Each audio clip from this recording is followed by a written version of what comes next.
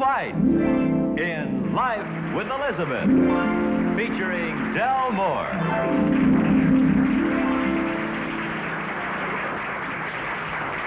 Incident number 1 in the life of Elizabeth occurs every time she and Alvin play a game, like checkers, gin rummy, or chess. For the most part, Elizabeth and Alvin get along just fine. But when it comes to competing with one another, they become children again. Watch. Elizabeth, how are you tonight? Is that a Monopoly board there on the table? Isn't that the real estate game where you buy and sell property and stuff? Who's winning? Naturally. Well, call Alvin back in and let's see you finish the game. Alvin! Now, honey, don't forget, I made the coffee, so you have to serve it. Oh, no, the loser serves the coffee. You've got a deal. This game isn't over yet, boy. Whose turn is it? Honey, before we finish the game, let's make a promise to each other. Sure, what? Well, just this, let's not act like a couple of kids and then get mad. After all, it's only a game. Sure. We do get carried away sometimes, don't we? And no cheating. Elizabeth, I never cheat. Well, let's just say you manipulate the rules a little bit. Is it a deal? A deal. Okay, let's see. It was my turn. No, it's my turn, dear. Isn't it? All right, Cobra Eyes. You rolled your 5. Go ahead. Alvin, I purposely waited my turn so this very thing wouldn't happen. All right, go on. So it was your turn. Go ahead, count off 5. 2, 3, 4, 5. Hey, I got a chance to buy the electric company. All right. Well, don't be a pig, Elizabeth. You already own the railroad, 3 hotels, 5 houses, and the waterworks. Darling, I can't turn down an entire electric company for $150. What would Edison think? Besides, you're doing all right. Doing all right? So far, all I own is a grass shack on Oriental Avenue. Where am I? Over here? 1, 2, 3, 4, 5. Back to jail again. You're getting to be quite a criminal, honey. 10. 8, 9, 10. Chance. That means I get to draw a chance card. Look, I know what it means. Your building and loan matures. Collect the $150. You just can't lose, can you? 7.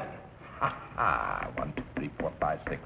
Community chest. That means you get to draw a community chest Look, card. I know what it is. I can read. What's the matter with you? Go to... You're back in jail again. Well, it isn't fair. I never got out.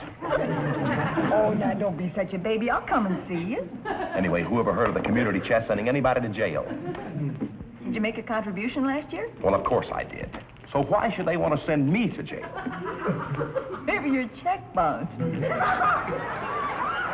I'm going to call them up. Oh, the game.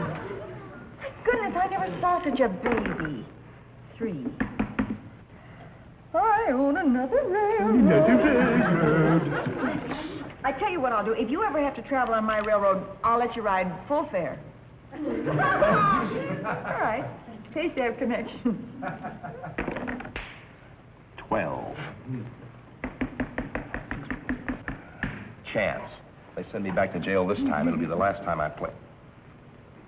Return token to the nearest railroad and pay owner twice the rental fee she is otherwise entitled. You owe me $100. Why twice the rental? Well, anybody who's been in jail as many times as you have is a bad risk. Well, I won't ride on your no-good railroad. How do you like them apples? You have to. And you're lucky, too. It's a policy of the line. Ordinarily, we don't carry people who send bad checks to the community chest. Roll the dice. 12. 12. Park Place. I already own that. Oh, fun. Just wait till you land on my property, Oriental Avenue. 5. 1, 2, 3, 4, 5. Free parking. My luck is changing. Save 2 bits. 9. I get $200 for passing go. You just can't lose, can you? Go on. You'll get paid. 4, 5, 6, 7, 8, 9. Oriental Avenue. That's my property. Well, now, wait, calm calm down, Alvin. Oh, how much is the rent? How much is it? I don't know. I'll look it up. $6. $6 for an empty lot? Come on. This is the first time you've had to separate yourself with a dime. Let me have my money. Come. Why don't you put a house on it and you can charge more rent? Could I? All right. How much are they? $50. 50? Here you are. Here's your house. Now how much do I owe you? Oh, let me look it up. Let me see. Here it is. $30.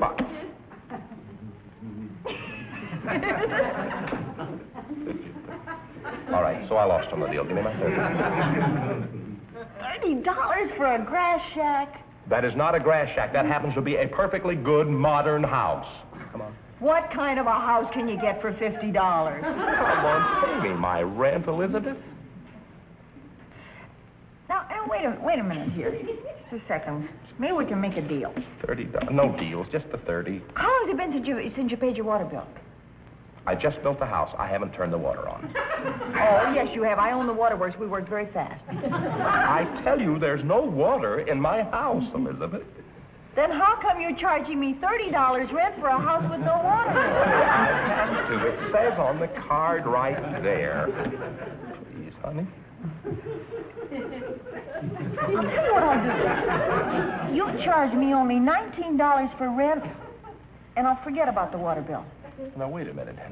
You're talking too fast, and I always wind up on the short end of these. Now, it's very simple, darling. You're charging me too much rent for a cheap, rundown shack, but as the landlord, you have to pay your water bill. Yeah. Now, I happen to own the waterworks, and your bill comes to $11. Now, I'm willing to deduct the water bill from the rent, which is pretty nice of me, so pay me the $19. I knew I'd have to pay you. Okay, if you don't like that arrangement, I'll move out of your shack. Why? Because I don't like a landlord who won't pay his bills.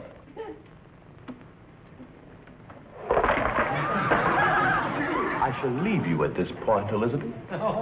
Where are you going? To get the coffee. Then you admit I won the game? Remember this. Cheaters never prosper. Elizabeth, aren't you ashamed? Thank you. In just a moment, we'll bring you incident number 2 in Life with Elizabeth. Incident number 2 in the life of Elizabeth occurred a couple of Februaries ago.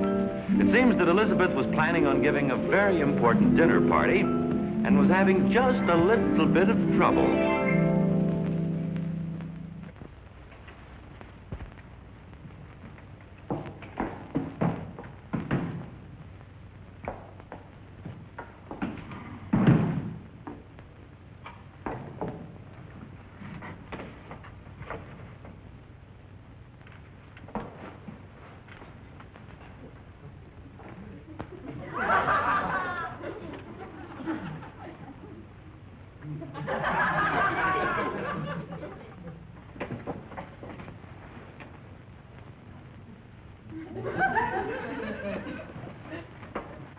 Elizabeth, I'd like to borrow this chair for just a minute, if you don't.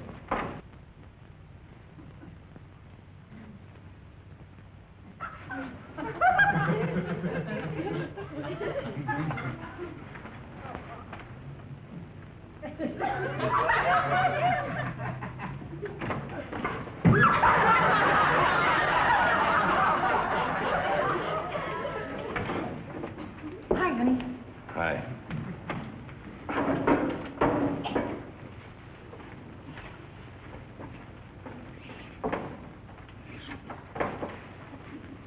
Hey, what's the big idea of all of this business? Alvin, how are we going to get 12 people around this table? Nothing like a direct answer. Come here a minute.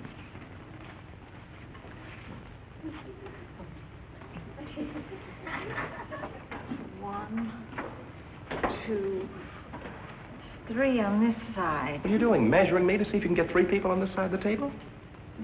Uh-huh. But it's impractical. I didn't measure you where you're the widest. I resent that. I was thinking about your shoulders, darling. Now, let's see. Dorothy's about my size. That's, about like this. And then Harry's maybe just a little wider through the middle than you are. Little wider.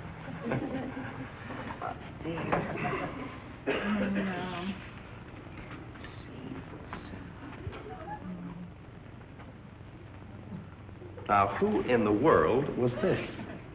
Alvin, we just can't invite Mama. Sure we can. She's not that big. You said yourself she was going on a diet. Yeah, but she's such a poor loser. A poor loser? That's a very funny line. Diet, a poor loser. What's funny about it? Well, you said yourself she was gaining weight, and... I'm sorry, Alvin. I can't see anything funny in jokes about Mama. But, honey, you said it yourself. Mama's always liked you, Alvin. Well, I like her, too, She told me long ago if I had to marry an idiot, it might as well be you. Well, I appreciate that, too, but, honey... So let's have no more talk about Mama. Oh. Sorry I brought it up, Elizabeth. Okay. Now, how are we going to get 12 people around this table? Why don't you put a couple more leaves in the table? Oh, that's too easy. There must be a harder answer than that. Say, this is one of your unreasonable days, isn't it, Elizabeth? Is it unreasonable to want to put on a good party for your husband so he can further himself in the business world? Look, honey, aren't we going to agree on anything tonight? If we do, you'll be wrong. I know where I stand, Elizabeth. Good night. Oh, darling, come here. It's just that I'm so upset about these seating arrangements for these people. I keep getting the feeling I've done something wrong. Now, look, don't worry. Look, let's work it out together. Come on, sweetie. Now, tell me what's your problem. Well, if I put Mr. Fuddy at the head of the table, then I should put Mrs. Ratbone here. Right. But that puts her right next to the doctor's wife, and they hate each other. Who, Mr. Fuddy and Mrs. Ratbone? No, the doctor and his wife. Well, why don't you put the doctor next to Jackie Frost? Oh, honey, you know how she is. She'd be trying to get a free diagnosis on her sinus condition all night. Besides, there's the matter of protocol. I thought you were going to serve coffee. I just can't put Dorothy between Harry and Fred. She'd dominate the whole conversation. The irregular monologue. Say, why don't you put Dorothy next to Edna? Well, then it'd be a catalog. How about next to Jackie? They can't stand each other. Mrs. Ratbone and Edna? Those two? I just thought I'd ask. Alvin, I keep getting the feeling I've made some horrible mistake. You did. You invited women. Where do you want to sit? You women are really catty, honey. Where do you want to sit?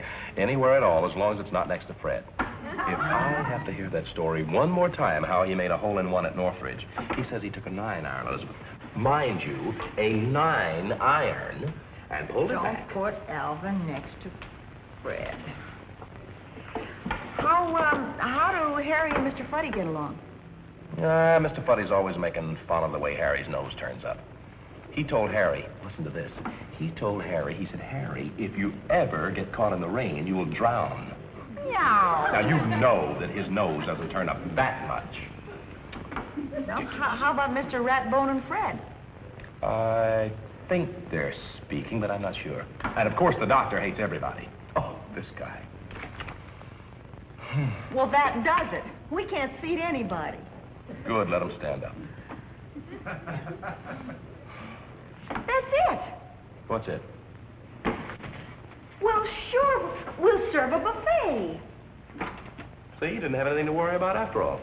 Oh, honey, you're a genius. I know. I still keep getting the feeling I've made some horrible mistake.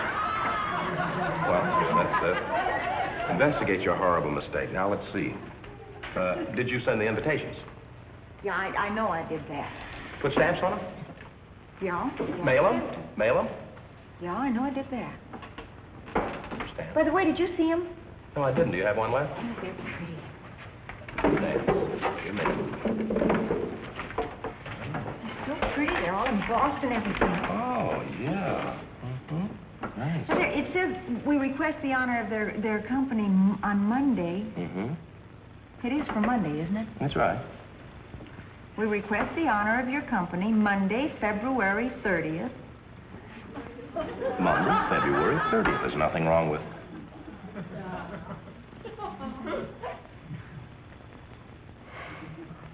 Now, wait a minute. Now, wait a minute. Now, don't get panicky. Maybe it's leap year or something. Even leap year, they only have 29 days, Elizabeth. How could you have done that? March, April, November, June, July, August, November. October. No, 30 days.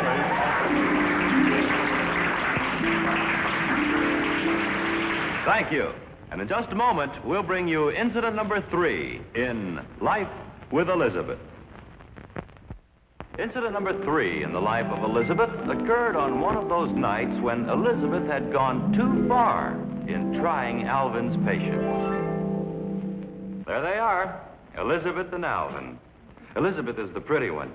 Alvin is the miserable one. Come to think of it, they're both pretty miserable. Okay, kids, you can come to life now. Alvin? Honey.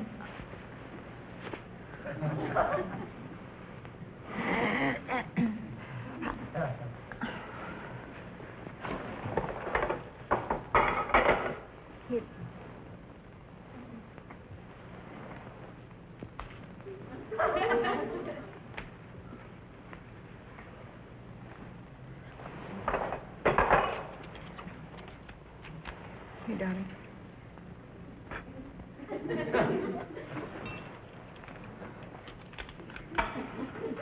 For your cigarette.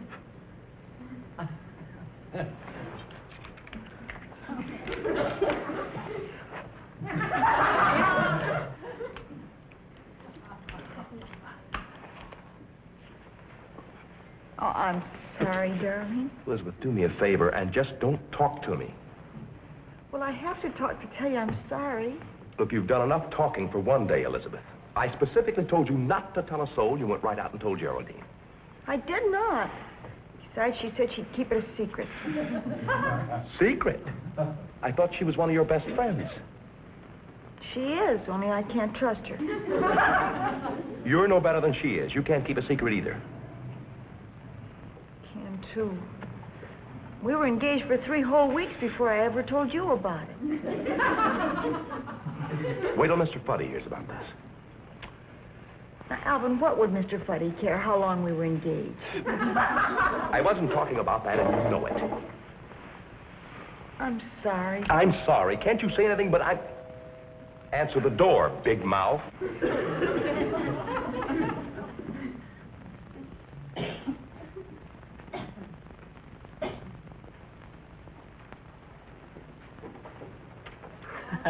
Hello, Mr. Fuddy. Hi, Elizabeth. Do you want to come in? Oh, let's put it this way. Either I come in or I fire Alvin. Who's the loudmouth? Meaning me? No, of course not, Mr. Fuddy. We know several loudmouths. Hi, Alvin. Hello, Mr. Fuddy. How are you? Elizabeth, it seems to me the least you could do is to tell me that my boss is here. I'm sorry. I'm sorry. What's going on here? We're having a little disagreement. A little disagreement? Tell him what you did. I dare you. Alvin, how can you talk to her like that? Just look at that face. That face contains a mouth that is always blabbing. Stop growling at her, Alvin. Yeah. If you want to growl, why don't you go in the den? Now, you tell me all about it. And, Alvin, control your temper. Well, I borrowed the car to go over and see my friend Geraldine, and Alvin had to ride the bus to work. Is that all? Alvin, you should be ashamed of yourself. Let her finish. When I turned into the driveway, I knocked over a rose bush. Well, it's Geraldine's fault for having a rose bush in the middle of the driveway. How can you upset this little girl? Mr. Fuddy, tell him where the rose bush was. In a little pot on the front porch. Well, so what? I'll pay for the damage myself. Now, Elizabeth... She's not through yet. Go on. Well, Geraldine and I were talking about one thing and another. You know how you do. Here it comes. It can't be that bad, Alvin. Go ahead, Elizabeth. Well, and in the course of the conversation, I happened to casually mention, just casually, that Mr. Fuddy was Alvin's boss. That's you. I know who Mr. Fuddy is. Go ahead. Well, I told her about your negotiations with the Acme Machine Company, and Alvin said I shouldn't have mentioned it because Geraldine's husband is with Universal Machine Company, and if Universal found out about it, it would bankrupt Fuddy Incorporated. Well, Alvin's right. It would bankrupt Fuddy Incorporated, but I don't see... Give me a cigarette, Alvin. There, you see, darling, you make such a big production out of it all, and all Mr. Fuddy wants is a cigarette.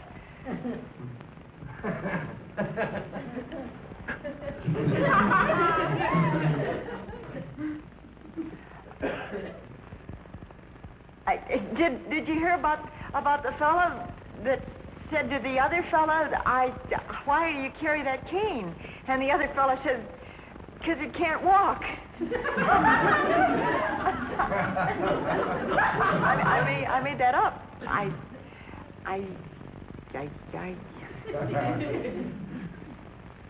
All right, so I made a little mistake. There are lots of other contracts you can get. Geraldine's father said so. He says right now there's a factory that's just begging for a contract with Fuddy Incorporated. I'll bet. Geraldine's father must know a lot about machinery. He probably runs a pool hall. Yeah. Well, you don't have to get sarcastic, Mr. Fuddy. I have a lot of respect for Mr. Adams. Felix Adams? Felix Adams says someone has a contract for Fuddy Incorporated? Yeah, who? What are you so excited about? Did he say who had the contract for us? Who? What he said, but I forget. I'll call him on the phone. Keep calm, Alvin. Yes, I'm How can I reach Felix Adams, my dear? You can't. He just sailed for Honolulu. Honey, please try to remember. Remember what? Who did he say wants a contract with Fuddy Incorporated? Shouldn't that be home? Wait a minute. You said he mentioned a fact. What was its name? Floyd. Alvin, get that lamp. Oh, get that lamp. I'll get it. Elizabeth, you come with me. Come on. What are you doing? We're going to make you concentrate. Oh, Mr. Fuddy, if you just leave me alone, maybe I can think of it by myself. Sit down right here. Here you are. Here you are. There. Wait a minute. No, wait. sit down, sit down. Yeah. Sit down. Okay. That's fine. Now, try to think of the name of the factory. All we want are the facts, ma'am. How can I think of anything with all those eyes and noses staring at me? Honey, this is important. Try to think. Look, honey, if you can't think of the name of the factory, what city was it in? I don't even know what city I'm in. Oh, wait, please, concentrate, Elizabeth. Please. Do we have to have the light? Oh, yes. Yeah, it helps you concentrate. Helps you come up here. Here, honey. Now, There you relax. No, thank you, Sergeant. No. Leave her alone, Alvin. Let her think.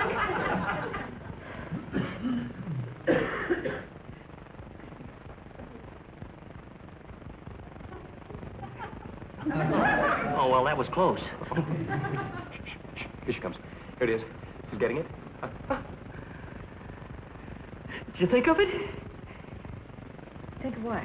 Oh, honey, what are you grinning about? The lamp feels good on my neck. Oh, honey, what city was it in? Well, it seemed to me it had something to do with cigarette lighter. Cigarette lighter? Is there a town called Wickenburg? Yes. That isn't it. Oh. Get another lamp, Alvin. Another lamp? Aren't you afraid you'll make me lightheaded? Yes, Elizabeth, please try to think. You said the city had something to do with a cigarette lighter. City, cigarette lighter. Is there a town called Flint? Yes. Yeah, no. Yes. That isn't it. Oh, wait, is there a town called Lighter Fluid? Sure. Lighter Fluid, Alabama. Oh. Really? Oh. Elizabeth, try to think, please. Take away the light. Take What? it away, Alvin. With the light? Yeah. Here we are. Concentrate.